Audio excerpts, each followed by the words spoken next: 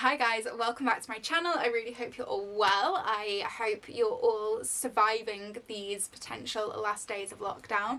Yesterday we reached day 100 in the UK. Ain't it just a time to be alive? Anyway, I'm filming on a new camera today. I have lighting today. I'm feeling very bougie. I'm feeling very profesh. I've not used my lighting in so long because obviously you guys will know I do have a second channel, well, another channel, a main channel, which is my fashion and lifestyle channel. I'll leave that linked above. And I did get lighting about a year or so ago to use, and I just don't use it, and I don't know why. But actually I do know why. It's because it's 90% of the time kind of annoying to set up. But I decided today I'd film on my new camera, I'd film with the lighting, and I'd try and be a little bit more professional, a little bit more put together, if you will. So this is what we're doing. Also, I'm really distracted because on this camera I have a flip out screen so I can see myself, so I'm looking over here rather than here, and I have a massive spot there, which is all I can see. It's just like a beacon, it's pulsing, it's like the beacons of Gondor or something. Anyway, today I'm back with my June wrap-up video for you. I think I read 10 books in June. Let me count. Actually, technically it's the 1st of July today, and I did finish one of them today, but I'm including it in June, which I don't normally do. But I've decided to do that this month because honestly I had about 50 pages left of it, and I was like, I basically read the whole thing in June. I read 11 books this month actually. That was a lot more than I thought I'd read. That was good going. I'm impressed with myself. We love that. I also completed my Goodreads challenge as well for the year this month. I had a 52 book challenge this year rather than a 100 book challenge, and I've now surpassed that, so happy days. Anyway, I'm going to go in order of what I read, and I will of course as always give you my ratings. So that's why I'm looking down here. I have my phone sat ready to tell me what I rated these things. So the first book I read, I actually read half of this in May, but I finished it in June. This was The Novice by Taryn Matharu. This is the first book in the Summoner series. I gave this 2 stars. So this book, it wasn't terrible, it wasn't wonderful. It basically follows the story of Fletcher, who is a guy who has kind of grown up. He's an orphan. He's grown up as an apprentice for a blacksmith in this like northern town that's really close to the front lines of this orc war thing that's going on. I don't really know. None of it was really explained. And he discovers that he meets a guy in the market who sells him or gives him this summoner's book. And summoners are kind of, they summon demons, and these demons like fight alongside them and stuff. And yeah, this guy gives this kid this summoner's book. I think it was like as a thank you for sticking up for him or something. And Fletcher basically discovers that he can summon. He is a summoner, and this is normally a skill that's kind of reserved for the nobility, the nobility end up getting demons that are like handed down to them from their families, so they normally get these like amazing demons, and then if you're new to it you go to this academy, and then you maybe get given like a lower demon normally.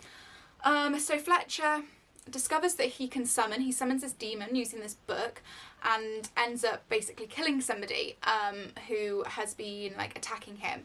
So he runs because he's scared, he doesn't want to end up in prison, and he ends up running to the city and eventually ends up at this academy anyway, where they train and they have to learn how to summon properly. And the whole premise of this book is there is going to be this kind of like trial at the end of the school year where I think they're competing for like officers' places in the army or something. And obviously there's like a hierarchy between kind of the nobility and the poorer students that have got there by luck. It's all very just generic, I've basically seen everything in this book before in every other book that I've read that's like a YA fantasy. You know, I've seen elements of it in every single one. It was nothing new, it was nothing special. The writing was kind of very immature. This was this guy's first book, and you can definitely tell. It wasn't like bad, but it just wasn't engaging. It was a very young adult, and everything just felt like it was all resolved too quickly. Like, of course he ended up with a demon that was like better than half the nobility's demons, and of course he won the trial, and yeah, everything was just kind of like resolved too easily, too quickly. And I felt like the lead up for the trial took like 90% of the book, and when it was time for the trial that was over and done with within like 50 pages. I have marked this page for some reason, and oh, that's it. So there was one quote I really liked in this book, and it's this person called Attila, And he says, "I was wrong about humans, but that does not change the many atrocities we have suffered at their hands. I've realised it is not their race that I hate, but the system that we live in." And I just felt like that was kind of relevant in the current times that we are living in right now. But anyway, yeah, that was The Summoner, book 1. Didn't really rate it, gave it 2 stars. It was what it was. It was just not a fun time. Anyway, after that, I read Noughts and Crosses by Mallory Blackman. I read this on my Kindle, so I don't have a physical copy. This was a reread for me. I'd read it once when I was a kid, and I remember being so affected by it emotionally. It was the first book that ever made me cry. I gave it 4 stars. Basically, if you aren't aware of it, Noughts and Crosses is a story that takes place in a world that's obviously the same as ours, but everything's kind of flipped in terms of racial prejudices. So it is white people who are being discriminated against, white people who are oppressed, and black people who are in the position that white people are in our society now. And basically it's the story of Callum and Sephi. Callum is white, Sephi is black, they fall in love, and they are persecuted for it, basically. And Callum ends up essentially joining a liberation movement, which is trying to campaign for like equality and just kind of a more just and fair society, and they are basically labelled a terrorist organisation. There are some factions within this organisation who will organise bombings and things like that. It is very reminiscent of current society, and the thing is, this book was written like 10, 15, 20 years ago, and it's still so relevant now. I think it affected me when I was younger because of the ending, and I'm not going to give the ending away in case in case you guys want to read it and you haven't done already. As an adult reading it, the ending affected me less, but I definitely just found it very interesting, and I think it's something I will 100% give my children in the future to read, because I think it is definitely an interesting way of helping white people understand. Well, not understand, that's the wrong word, but white people to be able to see what oppression could feel like, because obviously it's, we're so used to seeing ourselves represented in books, and we're so used to seeing ourselves represented in books the way we are in modern society. So to see it flipped on its head, I feel like it will help younger people actually be able to identify with that concept a lot better. And hopefully they'll be able to then have a lot more compassion and a lot more understanding for people of colour who obviously are in that position. So that was my take on it anyway. I enjoyed it. It was sad, it was emotional, it was heart-wrenching, it was hard-hitting, and obviously increasingly relevant at the moment, and something that I 1001% would recommend anybody to read at any age and absorb, because it will definitely make you think. The next book I read was Ink and Bone by Rachel Caine. This is takes place in like a futuristic society. I think it's 2025, and it's basically, it's not really that far in the future, to be honest, and it's a society whereby the Great Library of Alexandria never burnt down, and the library basically controls all things, including the distribution of knowledge, so only certain people can own books, and the library is basically in control of everything. And it follows the story of Jess, who is a son of a black market book smuggler who ends up going to the library to become a scholar, and his kind of journey within that. And it was actually really good. I think I gave it 4 stars maybe, or was it 3? I gave it 3 stars, but I'd probably say that was more of like a 3.5 out of 5. It was a good read. I was interested the whole way through it. I would potentially read the rest of the series.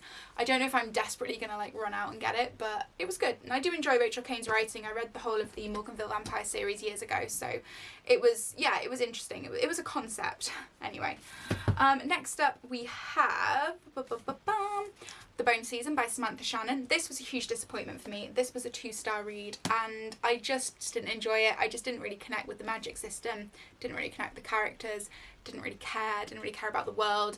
This is set in the future as well. Is this the one? This is year 2059, so maybe this one's set further in the future, I can't remember.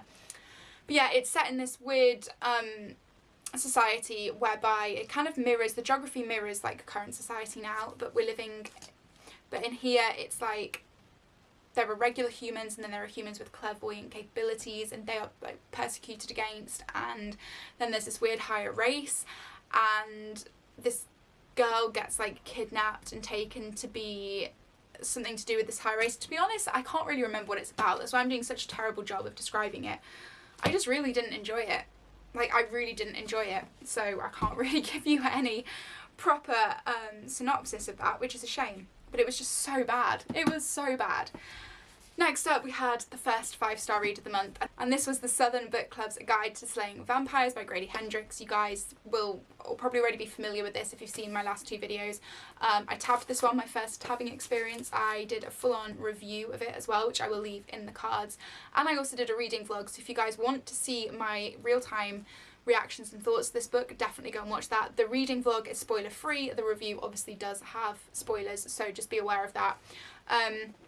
But I love this book. In short, it is about a woman called Patricia who joins a book club in her small town Charleston neighbourhood, and within that book club she makes friends with a group of other housewives, and they have to kind of club together to foil this vampire's plot to basically kidnap children and eat them. Or feed on them rather. So yeah, very good, very, very good, very funny actually, very tongue-in-cheek, very Grady Hendrix. It made me feel very disturbed. How many times can I say very in one sentence? But yeah, I really enjoyed it, highly recommend it. If you haven't read it already, definitely go and pick it up. It was very good. After that, I read The Last Namsara by Kristen Cicerelli. Now, I think I've already said that I'm trying to read up all of my YA novels at the moment because I'm kind of done with YA for the time being. So this is why a lot of this is YA fantasy. This was kind of a surprise for me. I gave it 4 stars, I think. So my Goodreads won't load. Typical. Oh, there we go. Yeah, so I gave it 4 stars. This basically follows the story of Asha, who is a dragon slayer, and she basically, as a kid, accidentally set a dragon on her father's kingdom. She didn't do it intentionally, she did it completely by accident, and she's lived kind of being like reviled by the whole kingdom ever since. So to try and make up for her crime, she has spent her whole life slaying dragons and trying to rid the world of their evil, basically. But as she grows up, she discovers that not everything is quite as it seems, and she ends up having to team up with some of the dragons to foil this huge plot, I guess you could call it, against the kingdom. I loved this book. That was a very bad synopsis. There's so much more than that, but I don't want to give it away. I did love this book. I enjoyed the dragons. Will I read the next one? I don't know, but I enjoyed this anyway. It was a better reading experience than I thought, and I was kind of annoyed at myself for putting off reading it for so long. But yeah, I did enjoy this, so I do recommend picking that up if you are so inclined. After The Last Namsara, I read Little Fires Everywhere by Celeste Ng. I was very disappointed by this book, I'll be honest. I think I gave it 3 stars. Again, just waiting for Goodreads to load. Yeah, I gave it 3 stars. Little Fires Everywhere I thought was going to be a lot better than it was. There's been so much hype around it. Obviously there's now the Amazon Prime show, so I thought it was going to be brilliant, and it just kind of lacked a lot for me. It follows the story of this town called Shaker Heights in Ohio. Very typical, wonderful, everything's wonderful and neat and tidy kind of suburban area, and it follows the story of an artist and her daughter who come to town, and her and her daughter have kind of moved all over the US throughout her daughter's life. They've never really stayed anywhere for very long. So she decides this is where they're going to settle, so she gets a job working for her landlady as like a cleaner. And her daughter Pearl ends up making really good friends with the landlady's children, and they start to kind of put down roots, and then one of the landlady's friends wants to, or has adopted, a Chinese baby, and there becomes a custody battle between the Chinese baby's mum and this couple, and the artist kind of gets in the way, and then there's just kind of like a whole other subset of weird plots, and I don't know, it just didn't, I didn't connect to the characters very well. It just didn't really grab me. I just felt like it was lacking, and I can't really put my finger on what was lacking about it, to be honest. But it just, I don't know. I feel like I'm going to watch the show because a lot of people have said the show's better, and maybe it's just more compelling to watch rather than reading. But yeah, I just didn't have the greatest reading experience with it, which was a shame. But it is what it is. Okay, then I had probably my biggest surprise of the month, and this was Bloodleaf by Crystal Smith. This book I really enjoyed. Again, I gave it 4 stars. Not quite a 5-star read for me because it was still lacking a few bits, but I just really enjoyed it. And it basically apparently was a retelling of Goose Girl. Is that what it's called? The Goose Girl. I've never read or heard of that fairy tale before, but apparently it's loosely based on that. It follows the story of Princess Aurelia, who is a witch, and she lives in a kingdom whereby magic is completely banned, so she's trying to hide her powers and avoid getting hung, basically, because the penalty for being a witch and for using magic is death. And to avoid assassination, because everybody kind of in the kingdom knows she's a witch, but it's never really been confirmed, so it's kind of, they're suspicious and they don't like her because of it. So she ends up the victim of several assassination attempts, and in the end she has to flee to a neighbouring kingdom to her beloved, her betrothed, for kind of refuge. But on the way she gets on the way something happens and her identity gets stolen, and she basically ends up having to make her way to this kingdom on her own and try and make her way when she gets there. And there's a whole host of other things going on when she gets there, and it was just brilliant. Like, it was really compelling. I am definitely going to read the next one in the series when it comes out. It's due out later this year because I want to know what happens. I really loved the love interest in this book because, of course, there was a love interest. It's YA, but it wasn't like an insta love, which was nice. It was just a little bit different. It wasn't exactly enemies to lovers either, but it wasn't quite so insta-lovey as a lot of YA books are. And yeah, I really, really enjoyed that relationship. I enjoyed a lot of the friendships in it. I was sad at quite a few of the deaths as well. There was some surprising things, and yeah, I just really enjoyed it. It did take me by surprise because I was not looking forward to reading this. I think it's because I bought it at the same time as buying Damsel, which I read back in April, and I absolutely hated Damsel. So yeah, I think I kind of tarred them both with the same brush. Luckily, I really enjoyed this, so I would highly recommend actually picking this one up. Then I kind of wanted just a bit of a break. I wanted to read something that wasn't fantasy, so I read We Shouldn't by Vi Keeland. I gave it 3 stars. It was okay. It was very much like an enemies to lovers, like hate to love romance. It follows 2 people at an advertising firm in San Francisco who their 2 firms have merged and they both have the same job title. Only one of them can continue in the role, so they're kind of both competing to be the person who continues rather than the person who has to relocate. But within that kind of process, they end up falling in love, of course, and it was okay. It was nothing special, but it was nice to have a bit of a break from fantasy for a little while and to read something that wasn't kind of YA. So I did enjoy that. It wasn't Vi Keeland's best. I have read a couple other of her books that I've enjoyed a lot more, but I didn't hate it. So yeah. Then I read The Boy, the Mole, the Fox and the Horse by Charlie Mackay. I didn't rate this one because I kind of felt like it's something that you can't really rate. I was a bit disappointed though. Like, a lot of people have said it's amazing. I remember it being Waterstone's Book of the Year for much of last year, and I was kind of expecting it to be like a cute children's book. I was thinking like maybe it would be something that I would want to read to my children when I eventually have them, and it wasn't. Like, the illustrations in it, the artwork in it is stunning, like completely beautiful, and I loved it for that alone. But the actual book doesn't really have a plot. It's more just every single page has some kind of like motivational or like deep and meaningful quote or saying or something, and I don't know. It didn't resonate with me in the way that I think it has done with a lot of people. So I'm kind of disappointed by that because I wanted it to be like amazing. But that's why I haven't rated it. Because firstly, it's like, I think more aimed at children. Secondly, it's not a story. It wasn't, something like that you can really rate. So yeah, I haven't rated it. I was disappointed by it though, just because it wasn't what I thought it was going to be. I think if I'd gone into it thinking it was going to be like a book of motivational sayings or whatever, I probably would have enjoyed the experience a lot more. And then finally, the book I finished this morning was Enchanted by Gita Trellis. This I also gave 3 stars to. It was okay. This basically takes part in 1789 Paris. It follows the story of Camille and her sister Sophie, and basically Camille and Sophie are orphans. They live with their brother Alain, and he is a drunk and a gambler, and he beats Camille and isn't very nice to her. Sophie had smallpox, so she's really ill, she's recovering, and it's down to Camille basically to fend for the family and to find food and stuff, but obviously they're living in poverty, they can't. So Camille uses magic to change bits of scrap metal into coins so they can feed themselves. And one day, out of sheer desperation, she ends up finding this box in her mother's old room that has this dress in it. And she'd been told for years not to go near the dress because it was dangerous, not to go near this box because it was dangerous. And it uses this form of like blood magic to transform her. So she uses this blood magic, transforms herself into an aristocrat, and goes to the Palace of Versailles to kind of take part in some gambling and stuff there to try and basically raise some money so that she can obviously feed and clothe herself and her sister, and so they can move out of their house and away from their brother. When she's there, she kind of meets a wonderful group of friends who take her under their wing, and she also meets a guy who she'd met kind of previously as herself, and he doesn't recognise her as this aristocrat. There's this whole thing concerning hot air balloons, and it was all a bit much. I did enjoy it. Like I say, it was compelling-ish. I enjoyed the character of Lazar. It was nice also to see a bit of representation for he was mixed race, so that was nice. But honestly, it wasn't anything special. The love was insta-love. The hot air balloon plot point just seemed a bit redundant.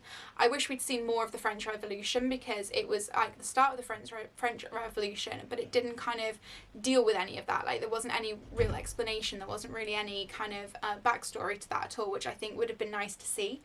And also, everything was resolved too quickly and too easily. There was only one section of the book where there was kind of any like not negativity, and any kind of issue that needed to be resolved, and it was just resolved within about 10 pages. Like, there was never any real trouble, any strife, any, yeah, I don't know, it was just kind of a letdown from that respect. And the villain as well was just so stereotypically a villain character. It was a bit predictable, but I mean, it was okay. It was a 3-star.